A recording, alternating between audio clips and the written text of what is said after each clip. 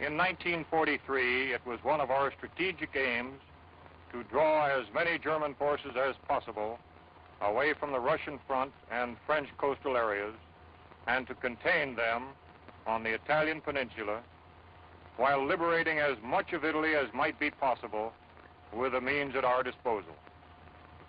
As the bulk of our supplies was directed to England for the forthcoming invasion, operations in Italy had to be conducted on an extremely limited scale. Thus it came about that during the winter months, the number of Allied divisions in Italy was greatly reduced. Yet so determined was their effort that they succeeded in holding in Italy a very large number of German divisions during the pre-invasion period. San Pietro in the 5th Army sector was the key to the Liri Valley. We knew it, and the enemy knew it. We had to take it, even though the immediate cost would be high. We took it, and the cost in relation to the later advance was not excessive. By its very nature, this success worked bitter hardships upon each individual soldier, calling for the full measure of his courage and devotion. The response of our 5th Army troops provides an inspiring page in our military history. To these individuals, living and dead, and to those who now continue in their tradition, this picture is dedicated.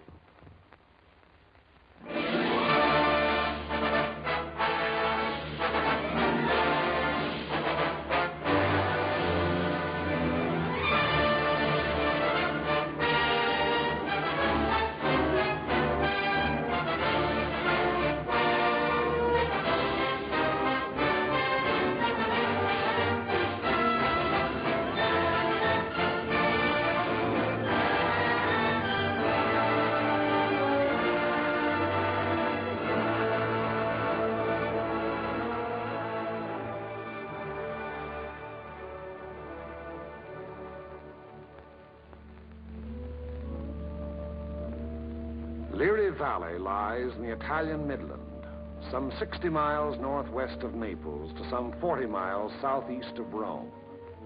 A wide, flat corridor enclosed between 4 walls of mountains.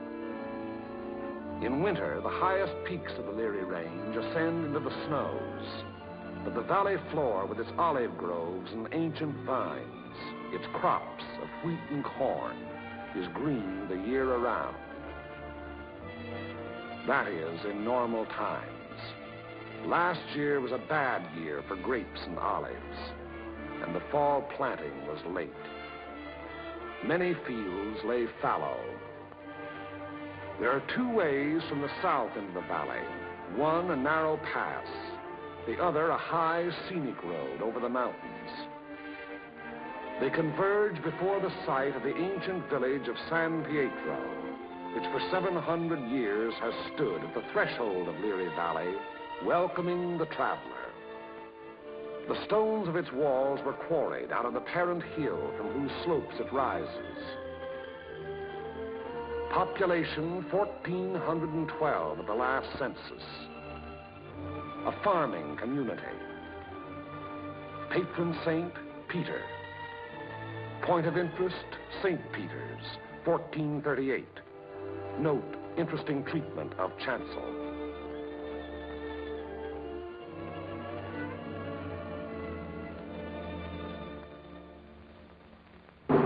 From the end of October 1943 until the middle of December, San Pietro and the surrounding ground was the scene of some of the bitterest fighting on our 5th Army front. The Italian campaign had entered its second phase, to push forward again after a static period brought on by heavy seasonal rains. Our battle lines were haphazard as the terrain itself, with its flood-swollen rivers that twisted back and forth across our line of march so that each river seemed like 5. And where there was no river to cross, a mountain blocked our going, each peak ahead being a few meters higher than the last we had won, so that each new peak had to be fought for, the hard, uphill way, with the enemy looking down our throats. They had had time to fortify and camouflage their positions. No amount of artillery fire or aerial bombardment could force them to withdraw. That was for the infantry to do, employing those weapons that confine and destroy life in narrow trenches, caves, and fighting holes. It was up to the man with the rifle, the man under fire from all weapons, the man whose way all our weapons, land, air, and sea, serve only to prepare. It was up to the foot soldier to attack a hidden enemy over ground that was sown with mines, the anti-personnel S-mines that fly up at a football to explode beneath the groin. Nowhere along the entire front were enemy preparations more elaborate than in the San Pietro area. For San Pietro stands at the threshold of Liri Valley, and through Liri Valley, wide and level, runs the most highly prized length of road south of Rome. By early December, we had taken and were holding high ground to the northeast, east, and south of San Pietro, the Camino Maggiore hill mass being last to fall. An Italian brigade under Allied command had made a vain attempt to capture Mount Lungo, possession of which would have acted greatly to our benefit in the impending action. The Italians were all but annihilated. In view of their excessive losses, further operations against Mount Lungo's strategic heights were abandoned. And it was decided to make a direct frontal assault on enemy positions in and around San Pietro. Elements of the 36th Texas Infantry Division were rotated from position to position, overlooking the valley, so the troops might study the terrain ahead from various viewpoints.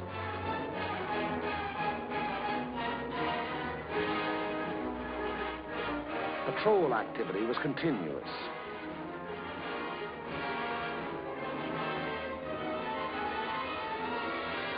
Day and night, units went out to reconnoiter the ground, draw fire, take prisoners, thus adding to the sum of our information about the enemy.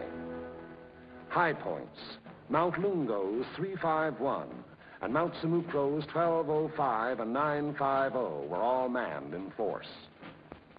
The town itself was strongly garrisoned with numerous mortar, machine gun, and heavy weapon emplacements. 4 enemy battalions were dug into a line of connecting trenches and mutually supporting pillboxes in depth that extended from the base of Mount Lungo, northeast across the valley floor to the base of Mount Simucro. Another battalion was organized to defend the high ground northwest of San Pietro. Areas before these positions were heavily mined and held a confusion of barbed wire and booby traps. On the afternoon before, D-Day and H-Hour were communicated to battalion commanders.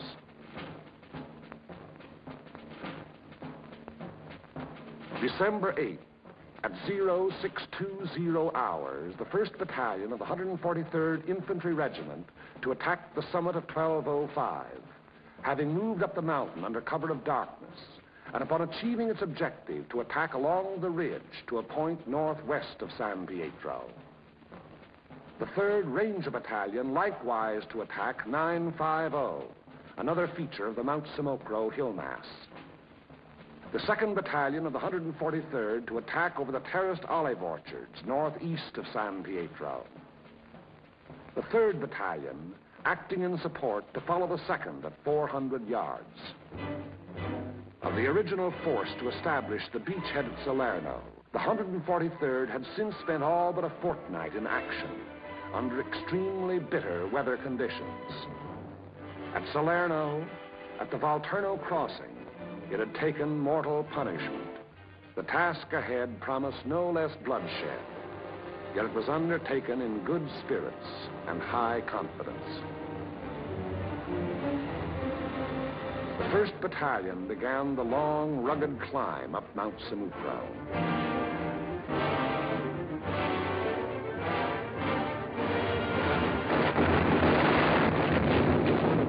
As night fell, our artillery opened up, and throughout the night hours, intense fire was laid down on the enemy's main line of resistance.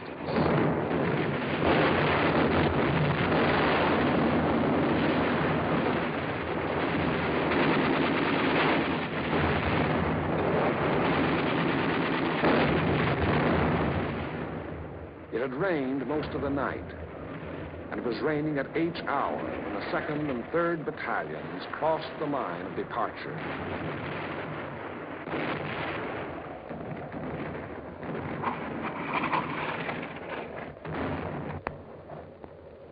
Some 200 yards forward, they encountered mines and automatic fire from pillboxes.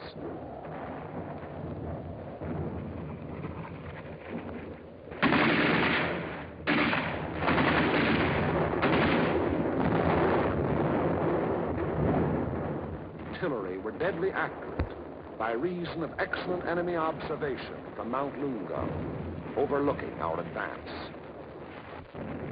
which continued another 200 to 400 yards.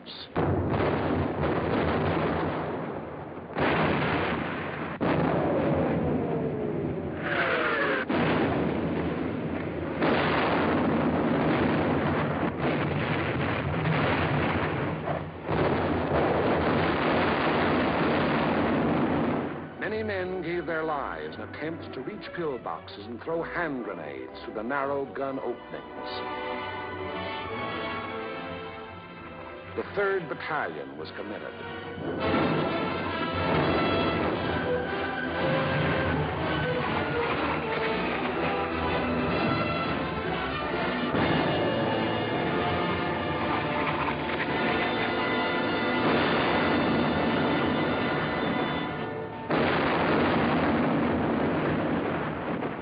But the advance never got more than 600 yards past the line of departure. Our initial assault on San Pietro had been repulsed with heavy casualties.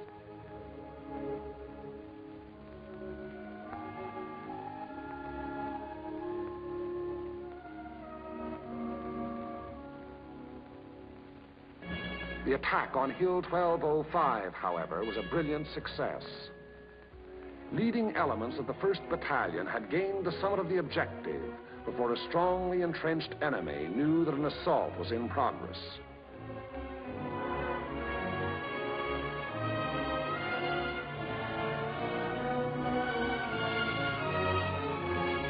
To the right of 1205, the 3rd Ranger Battalion had also captured its objective, but only after successive attacks and costly casualties.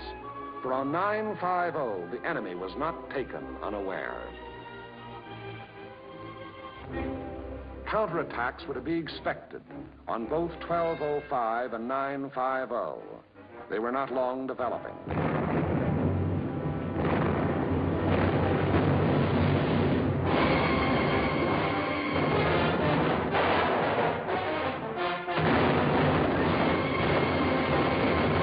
The first was launched during the early daylight hours, and even as it was beaten off, another took form.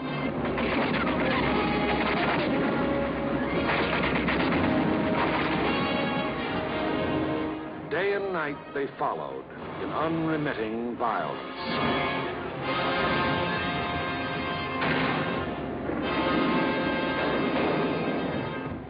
The toll of enemy dead mounted with each new attempt.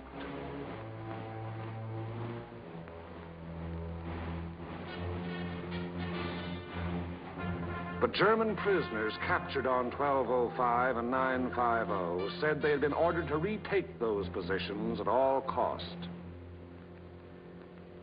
In addition to defending Hill 1205, the 1st Battalion, obedient to the field order, undertook the reduction of enemy defenses which were organized along the ridge running west.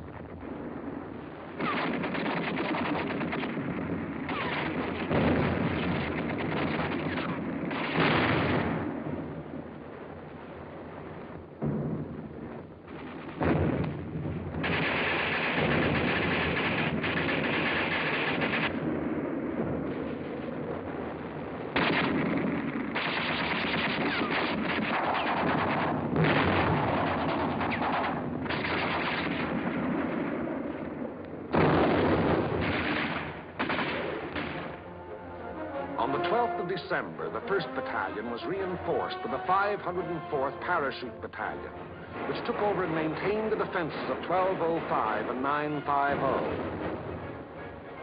thereby enabling the 1st Battalion to throw its entire remaining strength into the assault along the ridge. But the first strength had dwindled and shrunk in the 5 days past, and there was now a question as to whether its existing numbers were sufficient to prevail. Reports during the night of the 14th of December stated that the enemy was offering bitter resistance and that the issue was in grave doubt. Meanwhile, on the olive terraces below, the 2nd and 3rd Battalions had twice again attempted to reach their objective. Both times they had come up against a wall of automatic weapon, mortar, and artillery fire. Volunteer patrols made desperate attempts to reach enemy positions and reduce strong points. Not a single member of any such patrol ever came back alive. Our attacking forces were furnished excellent aerial cover by Allied fighter patrols. But now and then, enemy planes were able to slip through and to bomb and strafe our positions, which to all purposes had remained unchanged since the first day. To break the deadlock, orders were given for a coordinated divisional attack. The 2nd and 3rd Battalions of the 143rd to proceed in the execution of the original orders. Acting in conjunction, Company A of the 753rd Tank Battalion to attack San Pietro from the east over the high road. 1 battalion of the 141st to attack over the flat valley floor. After nightfall on D-Day, the 142nd Infantry Regiment to attack Mount Lungo. The earlier decision not to attack those strategic heights having been reversed in view of the present critical situation. In preparation for the attack, all 5th Army artillery within range, including tanks and all tracks, was directed against San Pietro and the surrounding area.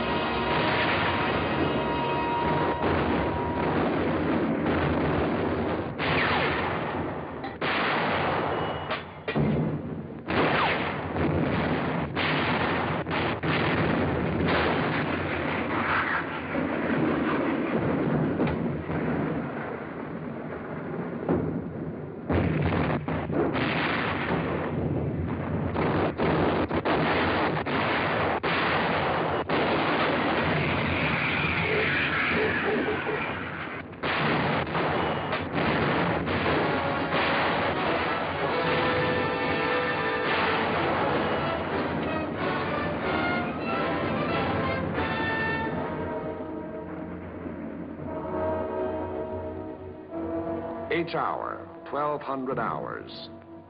D-Day, the 15th of December. The 141st Infantry advanced some 400 yards from its line of departure, to be borne down and held powerless under the weight of enemy fire. The 2nd and 3rd Battalions of the 143rd advanced some 100 yards beyond their former positions to a point almost directly before forward enemy defenses. And for the 3rd time, they were forced to take such cover as the quaking earth could offer.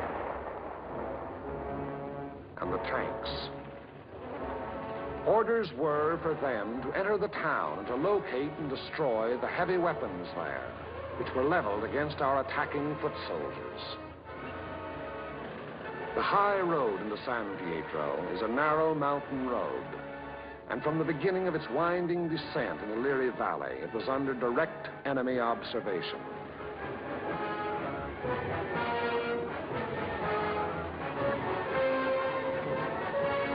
"16 tanks started down that road. 3 reached the outskirts of the town.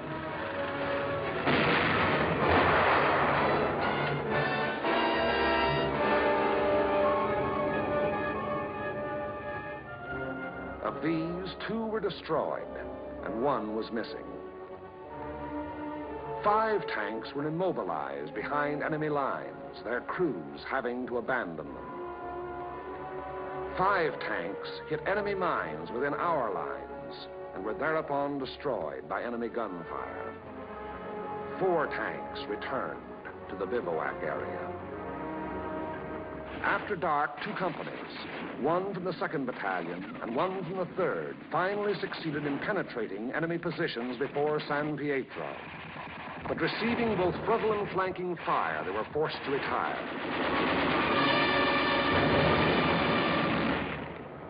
Company E having been reduced in strength to a handful of riflemen, and Company L faring little better.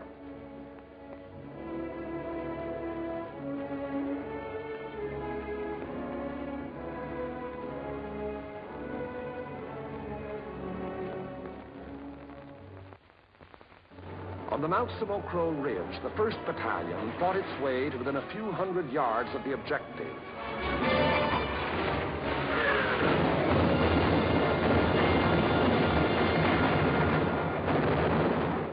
But it had paid for ground gained at the rate of a man a yard, and it did not have strength to carry the fight any further forward.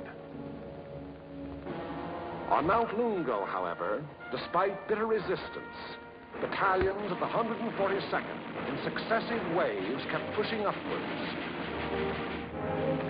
until, in the early daylight hours of the 16th of December, its foot soldiers had gained the summit and were wiping up what remained of a stubborn enemy. And that height proved to be a key position in the enemy plan of defense, for even as Mount Lungo fell, the enemy throughout the San Pietro area made preparations to withdraw. Almost invariably, the enemy will counterattack to cover a withdrawal. The first violent thrust was delivered within a few hours.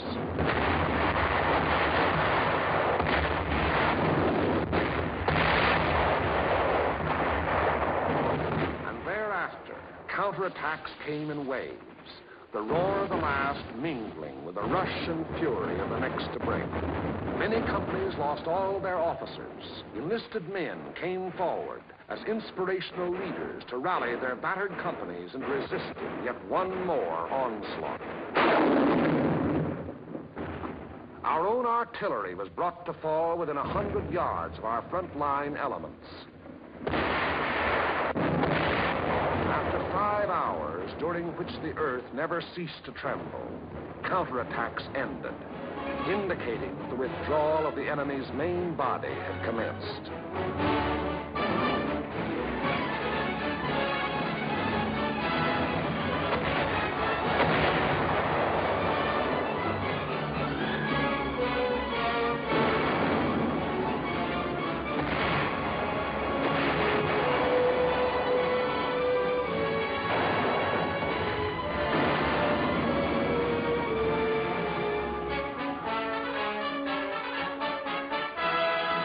In an effort to maintain contact with the enemy, our patrols immediately pushed ahead.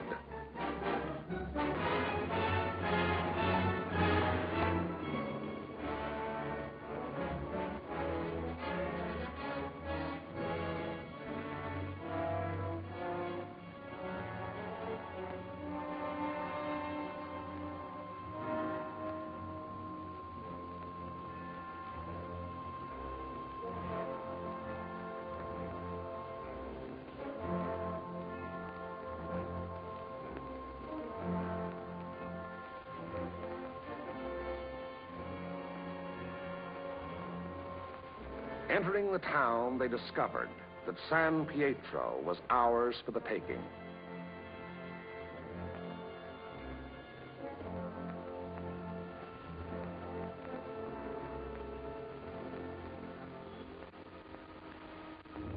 The 2nd and 3rd battalions, less than a rifle company in strength, weary to death who were alive, stumbled forward past San Pietro to consolidate gains and re-establish contact with the enemy, now taking up new positions some 5 kilometers beyond. That is the broad shape of the Battle of San Pietro, which was but the first of many battles in the Erie Valley. It was a very costly battle. After the battle, the 143rd Infantry Regiment alone required 1,100 replacements.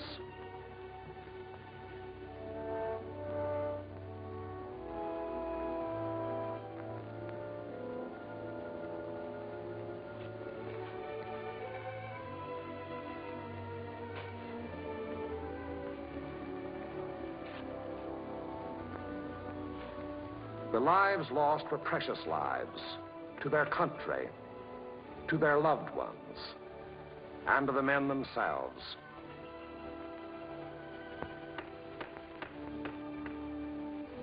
For the living of the 143rd Infantry Regiment, more than 100 decorations for acts of valor above and beyond the call of duty. Many among these you see alive here have since joined the ranks of their brothers in arms who fell at San Pietro. For ahead lay San Vittore and the Rapido River and Cassino, and beyond Cassino more rivers and more mountains and more towns, more San Pietros, greater or lesser, 1,000 more. As the battle passed over and beyond San Pietro, westward, townspeople began to appear, coming out of their caves in the mountains where they had stayed in hiding during the enemy occupation.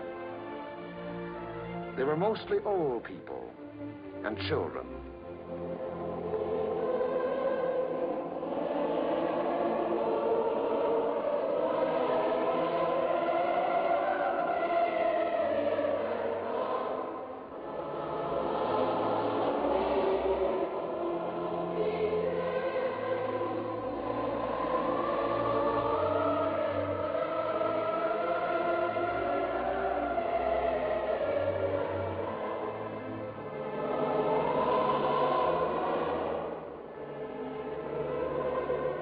Townspeople were warned against enemy mines and booby traps, which were in the process of being cleared.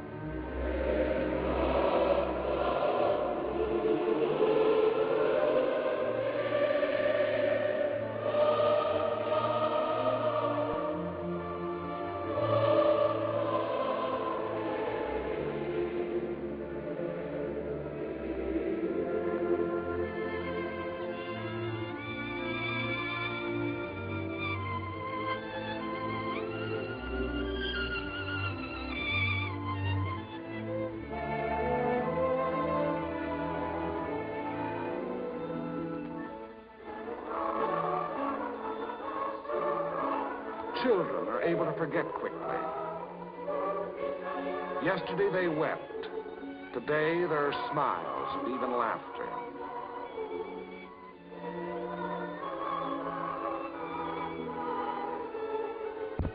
Tomorrow it will be as though the bad things had never happened.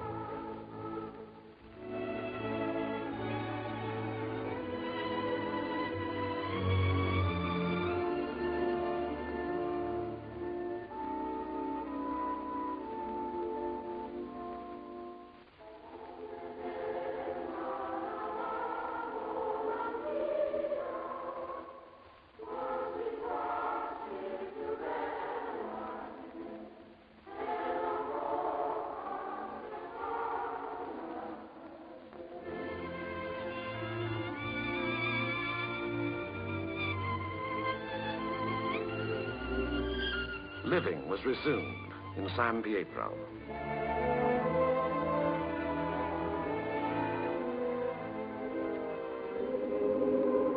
Our prime military aim being to engage and defeat the enemy, the capture of the town itself and the liberation of its people is of an incidental nature.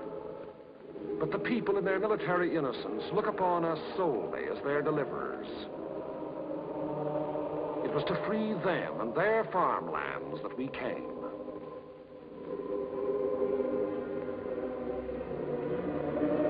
Behind our lines, southwest to the sea, the fields are green with growing crops planted after our coming by other people of other towns who believed likewise.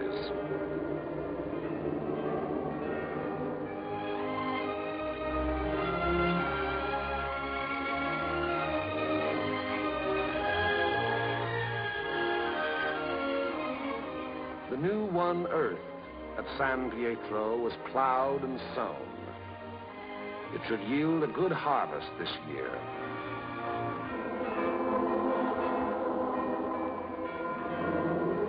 And the people prayed to their patron saint to intercede with God in behalf of those who came, delivered them, and passed on to the north with the passing battle.